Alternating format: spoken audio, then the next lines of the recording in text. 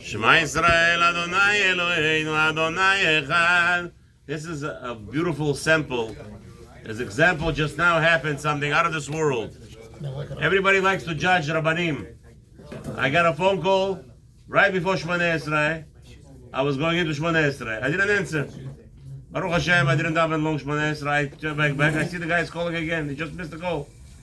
Apparently, there's a question. We know in Brooklyn today, there's a big bachara, there's a big sickness. Corona? Not Corona. There's a big sickness called gay. Man became gay. There's a disease going on now. So there's a neighbor who is a neighbor as a gay.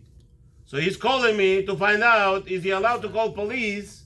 Because the gay is being right now screaming through the wall, please call police. And that's why he called me. As a rabbi, I'm supposed to pick up and answer the question, and he's not calling the police because there's child, maybe it's okay to let the guy die.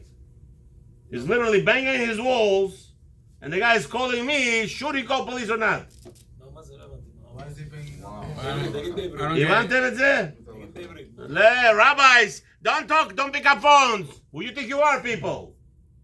Kol echad yesh lo to say something. The rabbi is there, you're stupid, picking up the phones. You sit quietly, you do what you're supposed to do. Let the rabbis decide whether to pick up the phones or not. Where did you see people say that, why are you picking up phones? Don't worry, I see it every day. Yeah, people judging over here? Oh, not here. Oh, my life, Baruch Hashem, I'm not a young boy. Don't pick up the phone. Who say? Shh, you be quiet. Now, Bezrat Hashem, we're continuing in Aliyah Shniya, in Parashat Veigash. Bezrat Hashem, Hashem should protect. So why do you think I have to tell him? It's a question of Sheila in Halacha. Halacha says if you have a moser, you have a person who is a moser. Shh. Hello.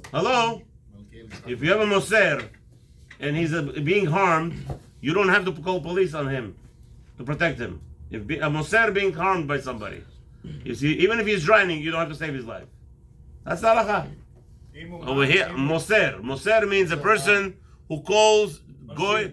The typical American sickness and American Jews, they have zero problem calling police on other Jews, on their neighbors.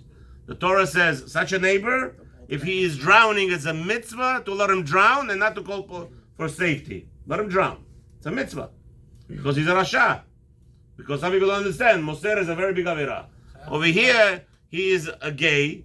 He is sleeping with boys. And obviously there's a problem right now. There's another boy, maybe he just let in anybody, and the guy is maybe taking advantage of him, is hurting him. I will not ask in halacha over there to let him kill him. He is mumar le ta'ava. They're called ta'ava. This, so when there is a ta'ava, you have to save the person. He's doing avera. A gay is not because he just wants to be lechachis Hashem. He doesn't do it because he hates Hashem. Because he has a desire. He's a sick desire. So here you have to sort of save his life. Maybe the crazy guy who we invited from Facebook or from Greg's list is killing him. Who knows? He's screaming. He's telling me he's screaming through the walls. Save me, call police. So you have to save him. No questions asked. Over there where we have a moser, you're allowed to let him die. An American Jew that likes to call on his neighbors. And you know the guy. You know those people. Those nosy guys. Why are you building a extension? Why are you building a wall? Why are you making a window here? Those guys are drowning. Or a car is hitting them on the street, you don't have to call Hatzalah. Let them die. That's the halacha. But anyway, maybe that's why this person got confused. That's why he called me. Anyway, let's go with the aliyah. Second aliyah says like this, that Yudah is arguing with Yosef HaTzadik, and he's saying to him that I have to bring Binyamin back. How far? So he goes, let me take his stead. Yudah, although Yudah with his roar, he just roared. The Midrash tells us the 70 Giborim of Mitzrayim flipped their heads and they died on the spot. Just from his roar. So Yudah says to Yosef, it's not worth for you to have this young man who never worked in the field a day. He didn't work a day in the field. Yaakov Avinu was so Ben Zkunim. You know what Ben Zkunim means? Stay next to me. Never worked a day in the field. So Yudah says, why you need this Binyamin for? Take me. And then they start. So Yosef asks him a question: Why are you talking so much? You have, I see. He says, my goblet told me this is a bechor. He looks at Reuven. He's a bechor. Why is not talking? Why is Shimon before you, Levi before you? Why are you talking? So he says, Ki abdecha Arvit hana'ar.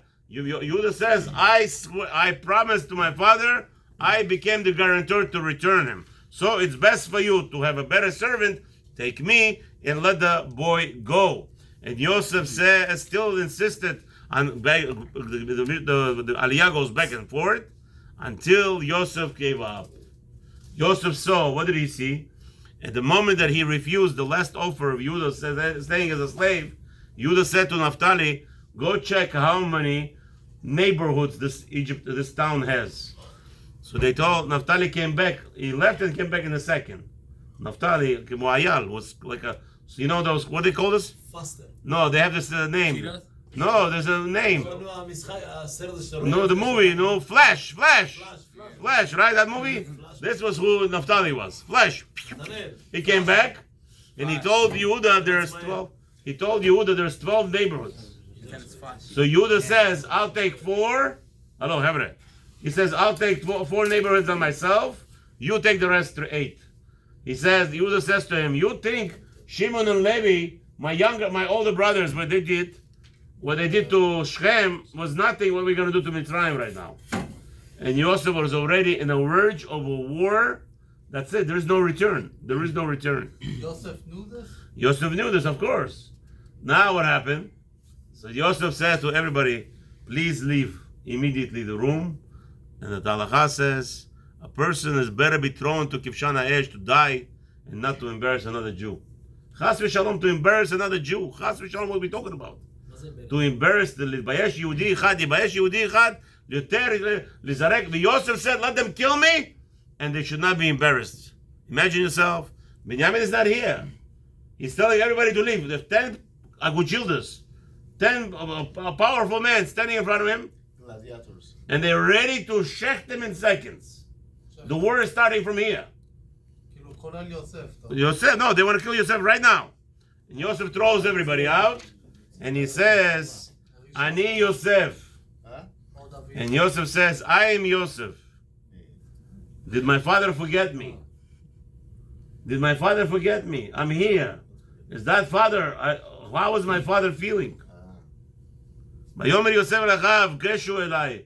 Come to me. What happened right away? The Midrash says, that moment when he says, Ani Yosef, the Gemara says, Oy lo la'adam b'sha'at tochecha.